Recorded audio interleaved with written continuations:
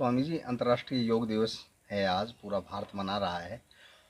ओशो की कौन सी विधियां हैं जो ध्यान में गहरे उतारें, और योग क्या है? ये आज जो योग किया जा रहा है, ये योग का कौन सा स्वरूप है? क्या कुछ कहना है सर? सबसे पहले मैं अंतर्राष्ट्रीय योग दिवस की सभी को शुभकामनाएं देता हूं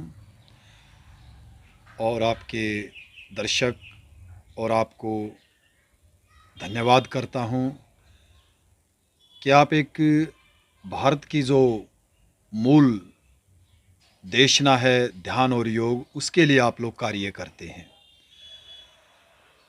आपने जैसा प्रश्न किया कि योग क्या है और ये आजकल जो योग कराते हैं इन सब का विकृत या सकारात्मक रूप क्या है, तो इसमें मैं अपने हिसाब से ये कहना चाहूँगा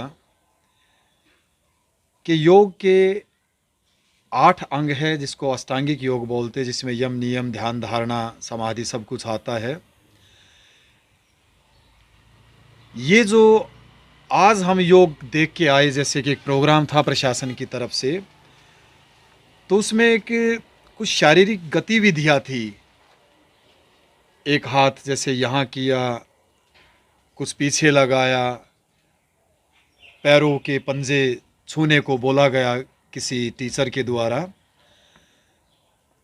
तो मैं उसको देख के बड़ा एक आश्चर्यचकित रहा कि हम इसको योग नहीं कह सकते। जी।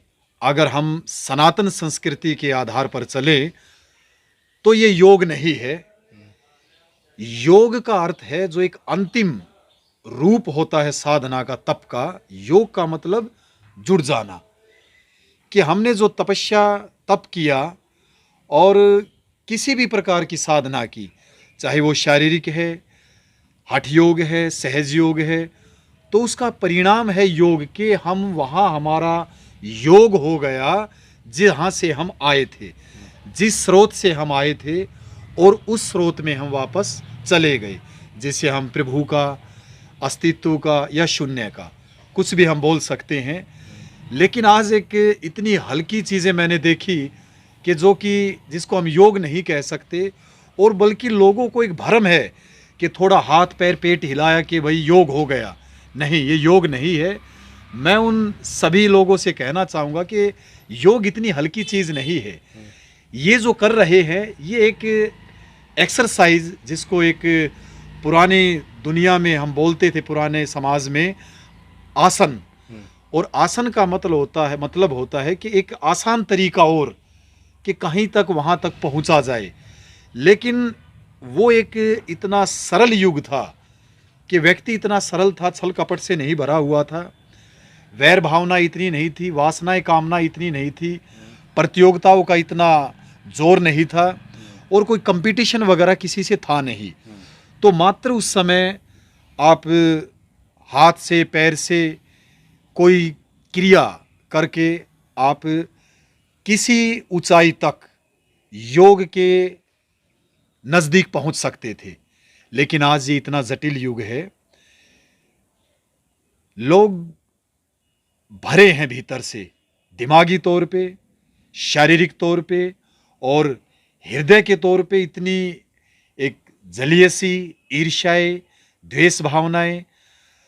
वो इन छोटी मोटी टेक्निक से कि यहाँ से हाथ चला दिया या अपने पैरों को अपने अपने ही हाथों से छू दिया, वो इतना आसान मामला नहीं है कि उसके भीतर का जो एक दिमागी और शारीरिक एक कूड़ा कचरा, या कहें कि एक दोष अवगुण जो भरा पड़ा है, कि मात्र इससे आदमी का हट जाए।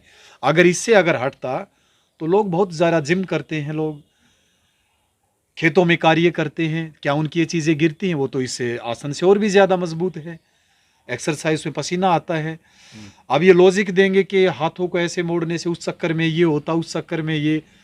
लेकिन योग में जाने के लिए मैं आपको बताना चाहूँ कि सब चक्रों के पार जाना होता है।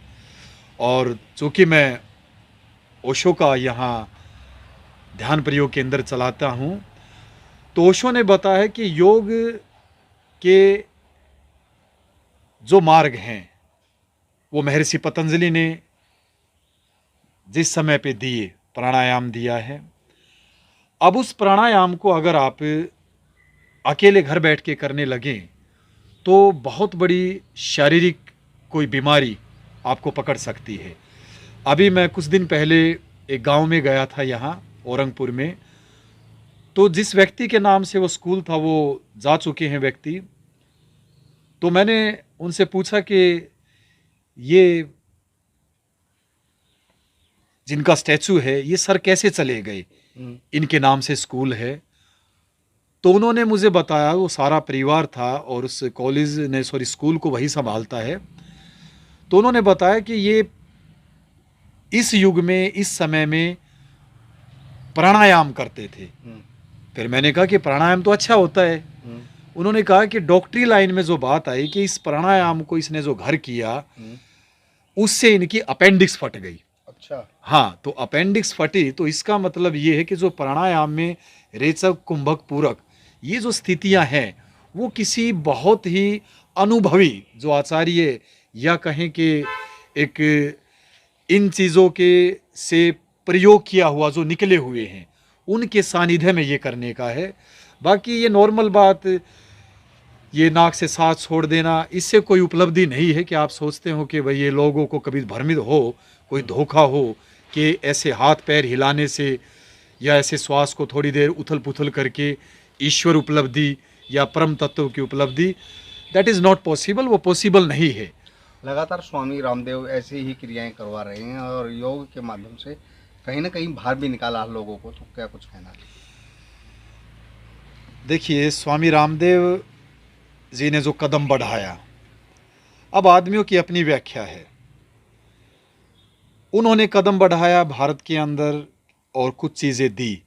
उन्होंने योग का एक बहुत छोटा आइटम उठाया है, एक छोटा समझ लो कि एक शाखा बहुत छोटी, अनुलोम विलोम, कपालभाति, भ्रामरी। अब अगर हम पीछे आज से 5000 साल पहले युग में जाएं तो ये भ्रामरी, ये अनुलोम विलोम ये शायद कामयाब था। लेकिन आज अगर आप इसको ले करके आएंगे तो इसकी पूरी आपको एक साइंटिफिक दृष्टि से बनाना होगा कि ये कौन से ऑर्गन पे क्या काम करती है, किस बीमारी पे काम करती है और हमें परम उपलब्धि की तरफ किस दिशा से हमें लेकर के जाएगी। तो वो एक अच्छा है, सराहनीय कदम है कि कम से कम लोग इस बहाने सुबह उठते हैं। लेकिन स्वयं रामदेव भी बाबा इस भ्रम में ना रहे कि हम परम उपलब्धि को उपलब्ध हो गए, और ना उनके जो ये शिष्य जो करते हैं ना उनको भी ये भ्रम होना चाहिए, क्योंकि ये अनंत की यात्रा है जो कभी पूरी नहीं होती। तो इसलिए मैं कहना चाहूँगा कि योग का जो मूल है वो स्वयं को पहचानना है, अपने को जानना है। श्वास प्रश्वास, हमारे भोजन, निद्रा, हमारी जितनी शारीरिक व्यवस्थाएं और अस्तित्वगत जो व्यवस्थाएं हैं उन सब को समझ के उसी में समा जाना है। बाकी ये योग नहीं जो ये कराती एक एक्सरसाइज है, और ये देश विदेशों में बहुत होती आई है। संत गुरजीएफ ने किया, उन्होंने बहुत ऐसी योग की क्रियाएं दी हैं, हाथों से ऐसे फूंक मारना, यूं करना। लेकिन आपकी थोड़ी बहुत सांत्वना के लिए काम करेगी, लेकिन सत्य उपलब्धि के लिए ये काफ़ी नहीं है। आचार्य भगवान श्री रजनीश ने, ओशो बोलते हैं हम उनको, ऐसा कौन सा योग दिया जो हमें प्रमुख उपलब्धता को पहुंचा सकता है जल्द? देखिए, जो आपका ये प्रश्न है, ये कोई प्रश्न इतना नहीं कि हम 1 मिनट में दे सके उत्तर, लेकिन 1 सेकंड में दिया जा सकता है। ओशो की जितनी भी टेक्निक हैं, डायनेमिक सुबह का जो मेडिटेशन है उनका इतना प्राकृतिक और वैज्ञानिक है। जैसे अब हम गर्मी को झेलते आए, अब इस मौसम में क्या शुरू होगा? तूफान, आंधिया। तो ओशो का जो डायनेमिक मेडिटेशन वो 1 घंटे का है, और 1 घंटे के मेडिटेशन में 5 चरण हैं उनके। और 5 चरणों में जो पहला चरण है वो फास्ट एंड डीप ब्रीथिंग, इतनी तीव्र श्वास और जल्दी जल्दी बाहर फेंकनी है, और इतनी जल्दी बाहर फेंकनी कि वो उसको आपने अराजकता के आधार पे लेना है और लयबद्ध श्वास नहीं लेना है, क्योंकि लयबद्धता में मन काम करता है और योग का अर्थ है मन के पार जाना। आप अगर लयबद्ध कोई श्वास लेते हैं, अनुलोम विलोम करते हैं, या आप श्वास का आनापान सती करते हैं, तो उससे कभी आपका मन, आप उसके पार नहीं उठ सकते, ना आपका मन आपसे परेशान हो सकता। ये जो अराजकता वाला पहला चरण है ये प्राकृतिक है, ये मन को कुछ समझ में नहीं आने देता और मन बड़ी सहजता से पीछे हट जाता है, क्योंकि वो एक जैसे हैमरिंग है, हथौड़ा मार रहे हैं हम श्वास का। अब वैज्ञानिक कहते हैं कि जब हम श्वास को बाहर फेंकते हैं और जो श्वास अपना भीतर मर्जी से जाता है वो प्योर ऑक्सीजन है। अब किसी को हार्ट अटैक हो तो उसकी छाती पे पंपिंग की जाती है ताकि इसका श्वास बाहर निकाल सके, भीतर लेने के लिए कोई प्रोसीजर नहीं दिया जाता।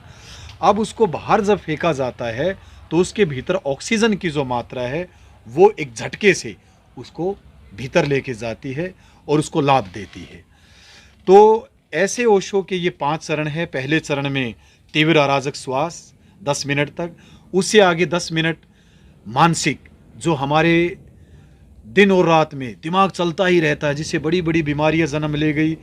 ओसीडी है, लड़कियों में पीसीओडी है, और डिप्रेशन है, अनिद्रा की समस्या है, इरिटेशन है, इतनी सारी चीज़ें। तो ओशो ने सेकंड स्टेज जो दी, पहला शरीर पे श्वास क्रिया, दूसरा रेचन, कि आपके भीतर जो कुछ आता आप सजगता से उसे बाहर फेंकिए ताकि आप खाली हो सके।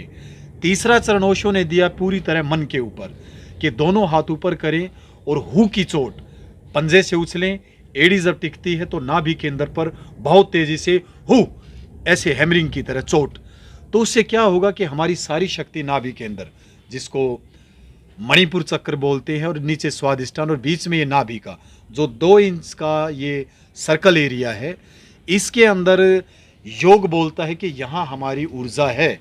तो उसके लेयर को, उसकी परत को तोड़ने के लिए ओशो ने हु महामंत्र दिया। तो हु कोई नया शब्द नहीं है कि ओशो ने दिया, वो कहते रहे हैं मैं कौन हूँ। अब मुस्लिम लोग इसको बोलते हैं अल्लाह हू। तो ओशो ने बड़ा साइंटिफिक ढंग से कि अब इस पे कौन का कैसे काम किया जाए इस युग में, उसको शॉर्ट करके हु, कि जब हम बोलेंगे मैं कौन हूँ तो एक बार हटेगा मैं, जब लगातार करेंगे मैं हटेगा, एक शब्द है कौन हूँ, फिर और लंबे टाइम तक काम करेंगे तो कौन भी हट जाएगा, एक शब्द बचेगा हु। वो ओशो ने डायरेक्ट दे दिया कि लोगों के पास अब इतना समय नहीं है कि वो पूछे अपने आप से कि मैं कौन हूँ, मैं कौन हूँ। अब ओशो सीधा बोलते कि हु की चोट।